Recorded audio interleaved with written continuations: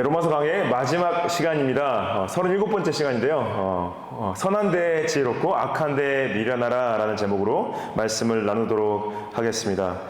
이 16장이 1절부터 16절까지 지난주에요. 보면은 로마 교회에 있는 성도들에게 일일이 한 분 한 분의 이름을 불러가면서 문안을 했던 바울이 갑자기 17절부터 20절까지 교회 내에 침투했던 악한 무리들을 경계하는 말을 합니다. 그리고 다시 21절부터 23절까지 자유에 함께했던 동자들이 문안을 하는데요. 좀 이것이 이 중간에 갑자기 주제를 바꿔서 문맥을 좀 거스르는 것처럼 이 말을 한 것에 대해서 학자들의 의견이 이제 이 분분한 부분이 있는데, 바울이 과연 왜 이 서신을 마무리하는 단계에서 갑자기 이러한 권고를 했는가? 아마 이 서신을 썼던 이 고린도 교회가 거짓 교사들로 인해서 분열이 여러 번 있었던 걸로 봐서 아마 이 로마 교회에 영향을 미칠 것에 대해서 염려하여서 이것을 경계하는 부분을 이 서신을 마무리하는 부분에서 또 넣은 것이 아닌가 이렇게 생각을 하고 있습니다. 그래서 17절 말씀 보시면은, 형제들아 내가 너희를 권하노니 너희가 배운 교훈을 거슬러 분쟁을 일으키거나 거치게 하는 자들을 살피고 그들에게서 떠나라 이렇게 말씀하시죠. 여기서 너희가 배운 교훈이 무엇일까요? 영어로 보면은 the doctrine that you have been taught. 그쵸? 너희가 배운 교리, 이제까지 배웠던 교리 무엇이죠? 결국 복음의 진리를 말하는 거죠. 예수 그리스도의 복음의 진리를 그동안 이제까지 배워왔는데 이 복음의 진리를 거스르는 자들이 있더라. contrary to the doctrine. 이 교리를 거스르는 자들이 있다. 이 거스르는 자들이 분쟁을 일으키고 또한 거치게 한다. 여기서 분쟁은 디비전이라고 써 있죠. 근데 거치게 한다는 것은 헬라어로 스캔달라, 영어로 obstacle이라고 번역되었지만은 이 스캔달라는 이제 영어 단어 scandalous. 그래가지고 스캔달라, 여러분들 아시죠? 뭐 연예인들이 스캔달 났다. 그게 뭐냐면은 이 스캔달라의 원어적 의미 뭐냐면 걸려 넘어지게 하는 장애물을 얘기하죠. 특별히 죄에 빠지게 유혹을 하는 것을 이러한 스캔달론이라는 단어를 썼는데, 이 단어가 이미 나왔었습니다. 로마서 14장에 영어로 stumbling block, 넘어지게 하는 돌, 이런 의미로 이제 번역이 됐었는데, 14장에서 쓰여졌을 때는 신앙이 성숙한 사람들이 신앙이 연약한 사람들을 그들의 성숙함 때문에 넘어지게 하지 말라고 했을 때 쓰여졌는데, 여기서는 같은 단어를 거짓 교사들이 복음의 진리를 거스르는 것으로 또 사용되어진 거죠. stumbling block처럼. 근데 여기서 그들을 살피고 그들에게서 떠나라 그래요. 살핀다는 것은 보면은 watch out, 영어로 되어 있죠. watch out. 살펴라, 이 헬라어로 스코페인이라는 단어인데 관찰하라, 집중하라, 분석하라 이런 의미를 가지고 있습니다. watch out 했을 때 살피다 하는 것은 이들이 과연 정말 복음의 진리를 바로 가르치고 있는가, 바로 가르치지 않는가 라는 것을 분별해서, 만약에 그가 잘못된 복음을 가르치고 있다면은 가서 토론하지 말고 떠나라는 거예요. 저희가 이제 디모데전서 후서를 말씀드리면서 당시 디모데가 에베소 교회 안에 있었던 거짓 교사들과 어떻게 맞섰는지에 대해서 제가 설명드릴 때 그 몇 가지 그 초대교회에 있었던 잘못된 거짓 선지자들에 대한 얘기를 말씀을 드렸었죠. 첫 번째로는 이제 유대교의 잔재를 벗어나지 못한 유대교 그리스도인들, 율법주의적 그리스도인들이죠. 그래서 할례를 받아야지만 구원을 받는다, 뭐 그런 식으로 해서 율법을 지키셔야지 구원을 받는다, 이런 것들을 계속 가르쳤던 거짓 선생들이 있었고, 또한 영지주의자들, Gnosticism. 그래서 이원론적으로 영적인 것은 거룩하고 육체적인 것은 더럽다, 이런 식으로 복음에 거슬러서 가르쳤던 사람들도 있었고, 또 빌립보 교회 같은 경우에는 반율법주의자들. 이게 반율법주의자들이 뭐냐면은 예수님을 믿으니까 어떻게 살든 상관없이 나는 구원받았다, 그러면서 율법을 벗어나서 어떠한 하나님의 뜻과 상관없이 자기 멋대로 사는, 이런 것도 잘못된 가르침이었죠. 로마 교회 자체가 가지고 있었던 잘못된 가르침이 어떤 건지는 드러나 있지 않지만은 아마 이제까지 로마 교회에 썼던 편지의 내용을 봤을 때 복음의 내용들을 다루면서 칭의에 대한 부분이라든지 성화에 대한 부분이라든지 또한 믿음의 열매들을 말하는데 그런 것들을 거슬러서 가르치는 사람들이 분명히 있었다는 거죠. 그것을 들었을 때 이제까지 배워온 것이 있으니까 분명히 분별해서 떠날 수 있다라고 말을 하는 거죠. 그래서 이 사도 바울이 이 사람들을 뭐라고 표현하냐면 16, 18절 말씀에 이 같은 자들은 우리 주 그리스도를 섬기지 아니하고 다만 자기들의 배만 섬기나니 교활한 말과 아첨하는 말로 순진한 자들의 마음을 미혹하게 한다. 그러죠. 그래서 이 사람들이 복음의 질을 떠나서 가르치는 목적이 결국 하나님께 있지 않고 자신에게 있다는 거예요. 자신의 욕심과 자신의 거짓 증거함에 그것을 타협해서 사람들이 듣기 좋은 말, 사람들이 좋아하는 말, 사람들이 즐거워하는 말, 재밌어하는 말, 사람들이 들었을 때 사람들이 어떠한 그런 쾌락적인 부분들 자극되는 말들, 그런 것들을 한 사람들이 결국에는 하나님을 섬기는 사람이 아니라 예수 그리스도를 섬기는 사람이 아니라 자신들을 섬기는 사람이다라는 거죠. 여러분들, 우리가 말씀을 들을 때 말씀이 바른 말씀인가 잘못된 말씀인가 그걸 분별하는 의심이 있는 것은 건강한 것입니다. 잘 들어보세요. 제가 만약에 여러분들 제 설교를 들으실 때 지금 손석훈 목사가 지금 말씀을 바로 전하고 있나 잘못 전하고 있나 이것을 생각하고 분별하는 걸 포기하시면 안 돼요. 제가 최근에 이 통계를 봤는데 한국 이단 교회 안에 있는 이단 성도님들의 한 70%가 그 이단 교회가 잘못된 가르침을 하고 있는지 안 하고 있는지 거기에 리더들이 잘못됐는지 아니면 바른지에 대한 의심을 하지 않고 다닌다고 그래요. 70%가 그냥 이 사람들이 맞겠지, 이 사람들이 틀리지 않겠지 의심 없이 다닌다고 해요.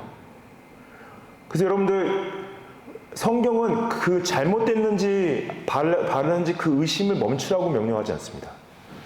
어느 교회에 있건, 그게 이단 교회이건 아니면은 그냥 정통 교회이건 어느 교회이건 어떤 선포자가 말씀을 선포할 때 그 말씀이 하나님의 말씀을 바로 선포하고 있는지 잘못 선포하고 있는지 계속 지속적으로 분별하셔야 돼요. 그걸 포기하시면 안 됩니다. 영적 의심을 하는 게 건강하지 않은 게 아니라 그것이 건강한 거예요.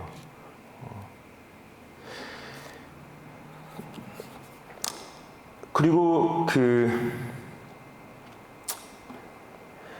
저희 지금 보니까 작년 데이터에 한국 개신교회 전체 한국교회 출석자 인구가 545만 명이라고 그래요. 근데 545만 명 중에 이단교회에 속한 비율이 8.2%랍니다. 8.2%면은 59만 명이 이단교회 신자인 거예요. 그리고 이단교회 전도율이 보통 일반 개신교회 전도율보다 3배가 높다고 합니다. 그러니까 한 명이 개신교회 나올 동안 3명이 이단교회 가는 거예요. 그리고 한국교회 전체 기독교 인구 중에 거의 한 12명 중에 1명은 이단교회를 다니고 있다고 보시면 돼요. 엄청난 숫자죠, 여러분. 어떻게 이게 가능한지 저는 진짜 너무 신기한 것 같아요. 사도 바울이 이 1세기에 이 말씀을 썼을 때 2000년 후를 바라보진 않았지 않았을까요? 근데 이게 결국에는 순진한 마음을 가진 것이 문제가 되는 경우가 있는 거예요. 순진한 마음 자체가 잘못된 게 아닌데 그 순진한 마음을 악용해서 이단교회 사람들이 포섭이 되는 거죠. 그래서 이 지혜로운 영적 분별력이 굉장히 중요하다라는 말을 반복하셔서 하시는 거죠. 그래서 이 지혜로운 영적 분별력 때문에 19절 말씀이 있는 겁니다. 19절 말씀을 보시면은 너희의 순종함이 모든 사람에게 들렸다. 로마 교회 교인들이 19절 말씀인가요? 네. 19절 말씀이 없습니까? 네.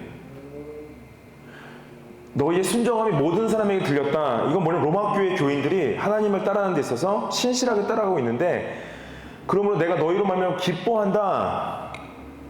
이건 결국에는 로마 교회가 이미 거짓 선생들에 대해서 극복했다는 걸 말하는 거예요.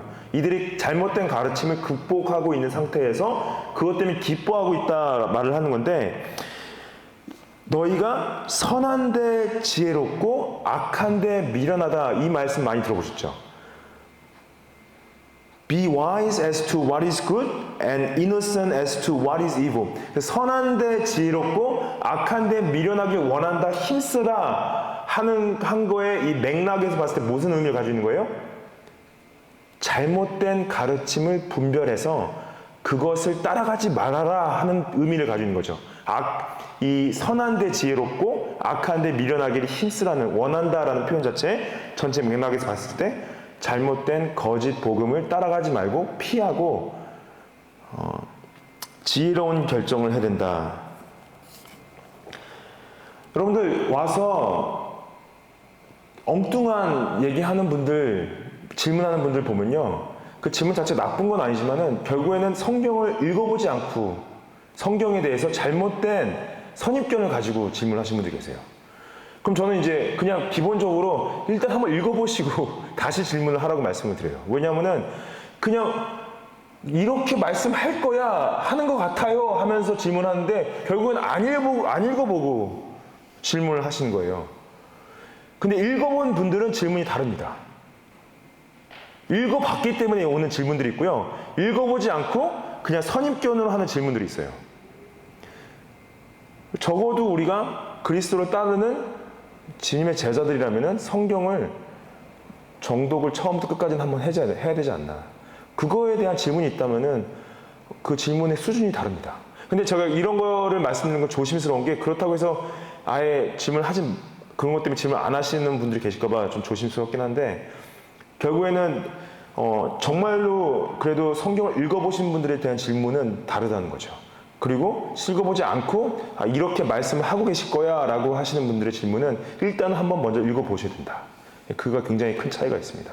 그리고 우리가 여기서 또 좀 더 나아가서 선한데 지혜로운 것은 무엇이냐? 결국은 우리가 말씀의 진리를 가지고 우리 하루의 삶을 결정하고 순종해야 되는 부분이 있는 거죠. 그것이 하나님 앞에서 선하다. 왜냐하면 하나님이 선하시고 하나님이 절대 진리 되시고 절대 선 되시기 때문에 그분의 진리와 기준과 가치를 떠나서는 우리가 행하는 어떤 것도 선할 수가 없습니다. 그래서 말씀의 진리로 결정하고 순종하는 것, 우리가 하루를 살 때 우리가 어떠한 말을 하거나 어떠한 결정을 하고 어떠한 행동을 하는 모든 것들이, 하나님 내가 이 부분을 이렇게 말하기 원하십니까? 하나님 내가 이 부분을 이렇게 말하기 원하십니까? 라는 질문이 계속 있어야 된다는 거예요. 그 질문을 포기하시면 안 돼요. 제가 아까 말씀드렸듯이, 제가 손석훈 목사가 지금 바른 말씀을 전하고 있나라는 질문을 던지듯이 자기 자신의 삶 가운데 이 질문이 계속 있어야 되는 거죠. 내가 하나님 보시기에 지금 바른 삶을 살고 있는가? 라는 질문이 자신한테 던져줘야 된다는 거죠. 여러분들 그 질문이 우리 삶 가운데 있어야 돼요. 매일매일 삶 가운데 하나님, 내가 하나님이 기뻐하시는 삶을 살고 있습니까? 하나님이 원하시는 삶을 살고 있습니까? 하나님이 이것을 이렇게 하기 원하십니까? 근데 이것은 개인적인 소견으로 나오는 것이 아니라 말씀을 읽고 묵상하고 깊이 있게 그 말씀을 통해, 기도를 통해 하나님 만나신 분들이 할 수 있는 질문이에요. 그냥 이걸 원하실 거야 라고 하는 그 추측은 말씀 없이 오는 것들입니다. 그리고 악한데 미련한 건 뭐예요? 악한데 미련한 건 물론 거짓 가르침을 떠나는 거를 말하지만 동시에 악한 죄악된 것을 멀리하는 거죠. 죄악된 것을 멀리하고 죄의 유혹으로부터 승리하고 죄의 유혹에 빠지지 않는 걸 얘기하는 거죠. 이것이 악한데 미련한 것이다. 그래서 하나님은 우리가 순수하게 원하시죠. 거룩하게 원하시죠. 하나님은 우리가 하나님 보시기에 정말 이 어떻게 보면은 여러분들 정말 깨끗한 거 좋아하시는 분들 계시죠? 이렇게 잘 지저분한 거 안 좋아하시는 분들, 대부분 그래야 되지만 안 그런 사람도 있잖아요. 깨끗한 걸 좋아하시는. 그리고 우리 삶이 그래, 하나님이 그걸 좋아하시는 거예요. 깨끗한 삶을 좋아하시는 거예요. 순수하고 거룩하고 깨끗한 걸 좋아하세요. 근데 그 삶이 뭐냐? 결국에는 악한데 미련한 것이 깨끗한 걸 추구하는 삶이다. 정말 이런 지혜가 우리 삶 가운데 있으면 좋겠습니다. 선한데 지혜롭고, 선한데 영적으로 민감하고, 거룩하고, 재치 있고, 분별력 있는 우리 영성과 함께 죄악을 멀리하고 유혹에 빠지지 않는 이런 길을 가기 원하신다는 거죠. 20절 말씀 보시면은 평강의 하나님께서 속히 사탄을 너희 발 아래에서 상하게 하시리라 그러시죠. The God of peace will soon crush Satan under your feet. 이게 되게 유명한 영어 찬양이 있어요. God of peace will soon crush Satan underneath your feet. 이런 되게 청년 때 많이 불렀던 찬양인데, 예, 제가 되게 즐거운 찬양이에요. 근데 그 보면은 굉장히 무서운 말이죠. 평강의 하나님께서 사탄을 너희 발 아래서 상하게 하신다. 여러분들 이 말씀이 언제 처음 나왔습니까? 원시복음 창세기 3장 15절 말씀에 여자의 후손이 뱀의 머리를 상하게 할 것이다. 근데 그때 누굴 말씀하신 거예요? 예수님이시죠. 예수님께서 십자가에서 죽으셨죠. 근데 뱀은 그 예수님의 발을 물긴 했지만은 부활을 통해서 예수님께서 머리를 밟으신 거예요. 근데 여기서 이 로마서 16장 20절 말씀이 왜 놀랍냐면은 여기서 말하는 너희는 예수님을 말하는 것이 아니라 예수님 안에 있는 모든 하나님의 백성들을 말하는 거죠. 예수님을 따르는 모든 사람들 발 아래 사탄이 상하게 될 것이다. 사탄이 우리의 발목을 물 수는 있어도, 유혹하고 넘어지게 할 수 있어도 우리 우리 발 아래서 멸망하게 될 것을 로마서 이 16장 20절 말씀이 그 창세기 3장 15절 말씀의 원시복음을 그리스도 안에 있는 모든 자들에게 성취되어지는 것을 말씀을 하시는 거죠. 동시에 이거는 또 현세적 승리와 함께 미래적 승리에 대한 강조가 있습니다. 상하게 하시리라. 그래서 결국 예수 그리스도가 재림하셨을 때 마지막 심판자로, 완전한 심판자로 오셨을 때 하나님 백성들 앞에서 사단이 그 발 아래서 상하게 되는 것을 보이신다는 거죠. 그것은 어떻게 가능하냐? 우리에겐 능력이 없지만은 예수님은 능력이 있으시기 때문에 그분의 은혜로 가능하다고 말씀을 하십니다. 우리가 이제 이미와 아직사 가운데 긴장 속에 있죠.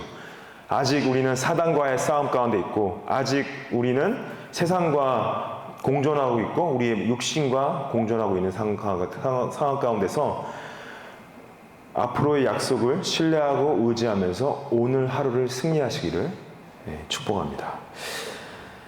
그래서 이 17절부터 20절까지 말씀, 결국 이 교회 안에 있는 거짓 교사들, 선생들에 대한 구별을 통하여서 승리를 말하는데, 다시 이제 문안을 하는데요. 이제 21절부터 23절까지의 문안은 로마 교회에 있던 사람들의 문안이 아니라 바울과 동역하고 있는 사람들에 대한 문안입니다. 그래서 21절 말씀 보시면은 나의 동역자 디모데와 자신 이제 여기서 my fellow worker라고 써 있죠. 근데 디모데 여러분들 설교 들으시면서 기억하시죠? 사도 바울이 디모데를 뭐라고 불렀습니까? 나의 아들, 나의 영적인 아들이라고 말씀하시죠. 예. 그래서 디모데는 헬라인 아버지와 유대인 어머니 사이에 태어나서 어렸을 때부터 할머니와 어머니의 경건한 믿음을 말씀을 통해 양육받고 자라왔죠. 근데 결정적으로 디모데가 바울이 2차 선교 여행에 함께 동행하면서 그때의 영적인 훈련을 또 받고 선교 훈련을 받고 동역자로서 같이 일을 하고요. 디모데는 특히 사도 바울이 베드로 후서와 빌립보서와 골로새서와 데살로니가 전후서의 공동 지필 내지는 공동 송신자로 기록이 되어 있습니다. 엄청 아끼던 정말로 영적 자녀였죠. 그리고 여기 나의 친척 누기오 했을 때, 나의 친척을 제가 지난주에 설명드렸죠. 나의 친척 했을 때 실제로 이 커슨을 말하는 게 아니라 유대인. 왜냐하면 이 누기오란 이름도 헬라어 이름이기 때문에 헬라어 이름을 쓰고 있는 사람이 헬라인이 아니라 유대인인 걸 알게 하기 위해서 나의 친척으로 이제 쓴 거죠. 야손과 소시바더, 그리고 또 이들은 특별히 이제 22절 보면은 뭐라고 써 있냐면은 이 편지를 기록하는 나 더디오라고 써 있죠. I Tertius. 그래서 더디오가 자신이 이거를 대서하고 있는 거예요. 대필하고 있는 거예요. 사도 바울이 말하는 걸 듣고 이걸 써주고 있는 거죠. 근데 이 보면은 바울이 대부분의 자신의 편지들을 대서자를 두고 기록을 했습니다. 그 이유를 이제 학자들이 이제 보는 것은 아마 이게 바울이 1차 전도 여행 시에 밤빌리아에서 눈병이 걸려가지고 시력을 많이 잃었을 거로도 보고요. 또한 이 예수님을 만나고 갑자기 눈이 멀었었잖아요. 그리고 나서 눈이 다시 띄어지고 났을 때도 그때도 아마 그 사건 자체가 시력을 많이 잃게 한 사건이 아니었을까라는 또 추측이 있습니다. 근데 결과적으로는 눈이 분명히 잘 보이지 않기 때문에 직접 쓸 수 없는 상황이어서 대서자, 대필자를 두고 썼는데 여기서 놀라운 것은 더디오가 이건 내가 쓰고 있다고 말하고 있는 거예요. 나 더디오가 주 안에서 너희에게 문안한다라는 거죠. 그래서 이거를 결국 사도 바울이 더디오에게 이걸 쓰게 허락한 겁니다. 그래서 자신의 동역자처럼 얘기하는 거예요. 더디오를 신뢰하고 더디오가 쓴 거다라는 것을 말하기 위해서 이렇게 하는데, 여러분 놀라운 것은 성경은요 혼자 기록되지 않은 거예요. 함께 기록되어진 거예요. 그래서 더디오가 사도 바울이 적는 이 기록들이 계속 검증되어지고 있는 거죠. 진리를 말하고 있는지 거짓을 말하고 있는지.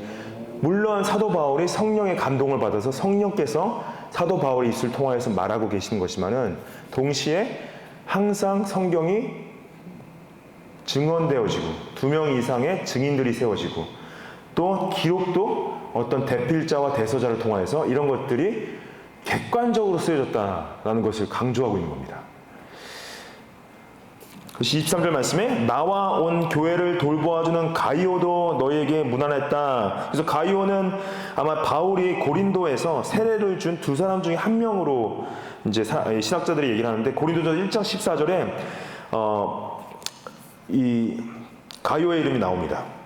근데 여기서 좀 헷갈리는 것은 사도행전 19장에 마게도냐 사람 가이오가 나오고요. 그 다음에 사도행전 20장에 더베 사람 가이오가 나오는데, 여기서 나오는 가이오는 고린도 사람 가이오.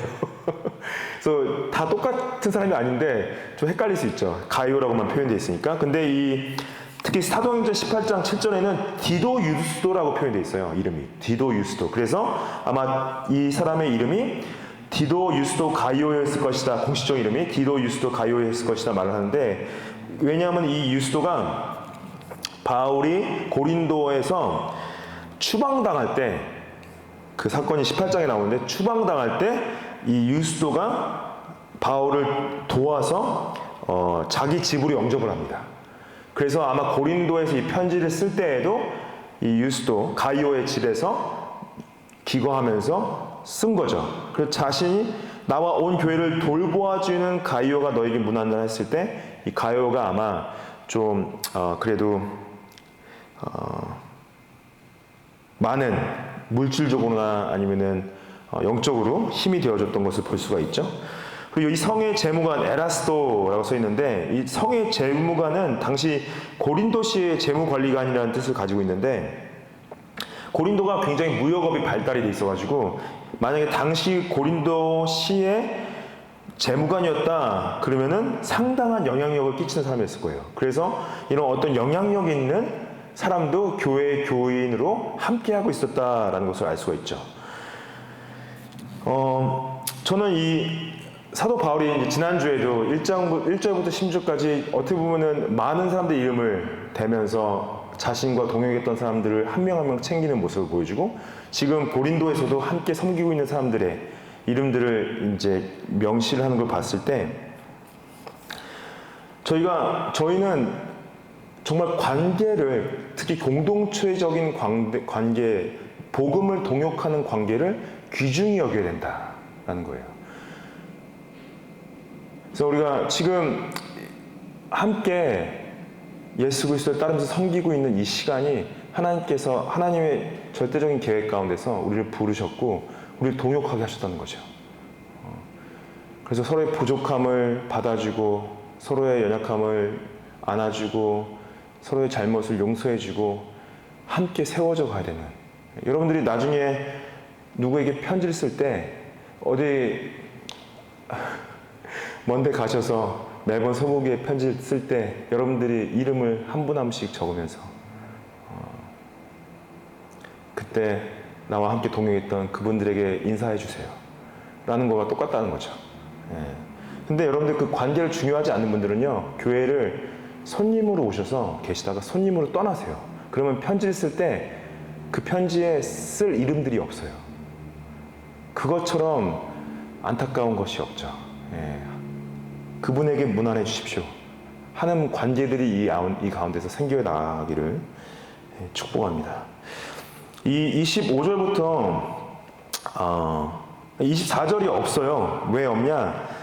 많은 중요한 사본들 중에 생략이 좀 되어 있습니다. 그래서 지금 개역 개정도 없다고 표현이 되는데 어떤 사본들에는 있어요. 근데 많은 중요한 사본들에 24절이 없기 때문에 여기도 이제 표현이 안 돼 있는 거죠. 제가 원본을 하나님께서 처음 사도 바울을 주셔서 더디오를 통해서 쓰셨던 원본은 이제 없기 때문에 이제 할 수 없고, 남아있는 사본들 중에서 사본들 중에 또 권위 있는 사본들이 많은 사본들이 없다고 표현하기 때문에 여기 이제 들어가 있지 않죠.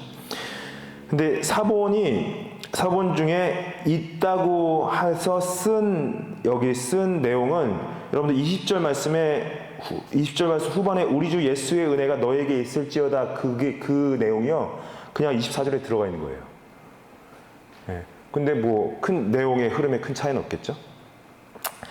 25절부터 27절까지 말씀도 보면은 지금 이 사본에 따라서 어디에서 구절을 끊는지가 좀 차이가 있어요. 그래서 지금 보면은 한국말 번역하고 영어 번역이 그 차이가 좀 있습니다. 그래서 지금 25절 말씀에 나의 복음과 예수 그리스도를 전파함은 영세전부터 감춰졌다라고 하는 건 지금 영어로 ESV 버전이 가지고 있는 내용이 좀 차이가 있어요. 보이시죠? 근데 이 25절, 26절을 같이 보셔야 되는데 25절, 26절, 27절까지 다 한 문장이에요. 25, 26, 27 다 한 문장인데 25절을 영어로 보시면은 Now to him who is able to strengthen you. 그래서 그걸 26절의 한국말에는 기억돼 있어요. 26절 마지막에 보면은 너희를 능히 견고하게 하신다라고 써 있어요. 너에게 힘을 주신다, 여기 능력을 주신다라는 것이 이 전체 내용의 어떻게 보면 핵심이에요.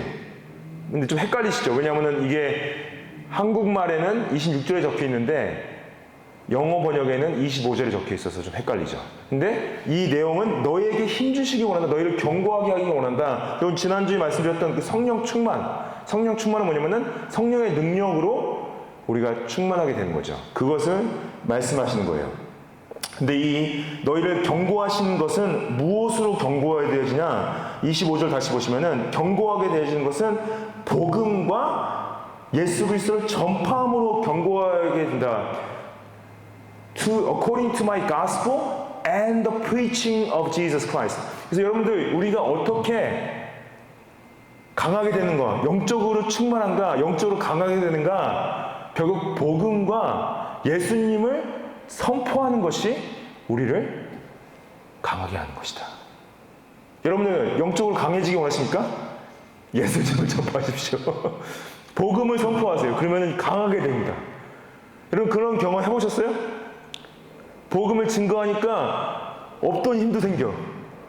그게 성령이 하시는 거예요. 그리고 두 번째로 강하게 하는 건 according to revelation of the mystery that was kept secret for long ages. 이거는 26절에 이제 번역이 되면 어떻게 되냐면은 영원하신 하나님의 명을 따라 보면은 후반부에 돼 있어요. 신비의 계시를 따라 된 것이다. 이게 감춰져 있다가 영세전부터 감춰져 있다가 계시됐다. 이것도 지금 이 한국말은 원어에 충실했지만은 좀 이 영어랑 좀 순의 차이가 있죠. 그래서 영원하신 하나님의 명을 이 영세전부터 감추어져 있다가 이제 드러났다. 영세전부터 감추어졌던 건 뭐냐면요, 창조 이전의 시간을 얘기해요. 영원한 시간 이전에 삼위 하나님께서 아버지와 아들과 성령이 하나로서 구원의 계획을 가지고 계셨는데 그것이 예수 그리스도로 말미암아 드러났다. 그 드러난 그 계시가 우리에게 힘을 준다. 그것이 또 선지자들의 글로 말미암아 모든 민족이 묻어 순종하게 하시려고 알게 하셨다. 이렇게 되어 있죠. 그래서 26절 보시면은 according to the command of the eternal God to bring about obedience of faith. 그래서 하나님의 명령하심을 순종할 때 우리가 경고하게 된다. 능력을 받는다. 그래서 복음을 선포할 때 우리가 경고하게 되어지고 하나님의 드러난 계신 복음을 이해하고 알 때 경고하게 되어지고 그 복음을 순종하고 따라갈 때 경고하게 되어진다 말씀을 하시는 거죠. 좀 약간 제가 설명하기에 영어랑 한국말 왔다 갔다 해서 좀 헷갈리셨을 텐데 결국에는 여러분들 하나님이 원하시는 건 뭐냐? 우리가 경고하게 쓰는데 그 어떤 것도 우리를 경고하게 할 수 없고 예수 그리스도의 복음을 선포하고 알고 순종할 때 경고하게 한다 말씀을 하시는 거죠. 27절 말씀에 지혜로우신 하나님께 예수 그리스도로 말미암아 영광이 세세 무금토록 있을지어다.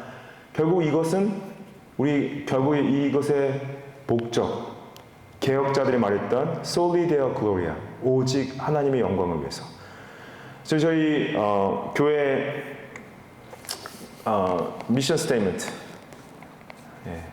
우리 교회가 존재하는 이유는요 성령의 능력으로 예수 그리스도의 제자를 삼아 하나님께 영광을 돌리는데 저희 교회의 존재 목적이 있습니다.